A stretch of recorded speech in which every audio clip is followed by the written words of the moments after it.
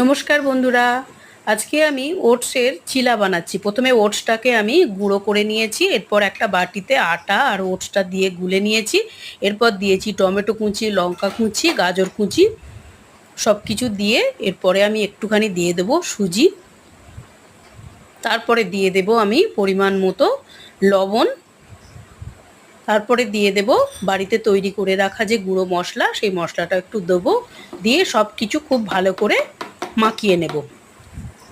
এরপরে চাটুতে তেল ব্রাশ করে একটা একটা করে আমি ভেজে নেব। তেল ব্রাশ করা হয়ে গেছে, এবার আমি ব্যাটারটা দিয়ে দেব। এটা আমি রাত্রের দিকে বানাচ্ছি আজকে। দু হাতা আমি দিয়ে দিলাম, দিয়ে খুব ভালো করে আমি এইভাবে করে হাতার সাহায্যেই আমি চাড়িয়ে নিলাম। নিয়ে এবার আমি ভেজে নেব। একটু লাল লাল করেই ভেজেছি। দু পিঠটা এইভাবে করে ভেজে সসের সাথে পরিবেশন করব। কেমন হয়েছে অবশ্যই জানাবেন। আমার ভিডিওগুলো যদি ভালো লেগে থাকে চ্যানেলটাকে সাবস্ক্রাইব করে দেবেন। সবাই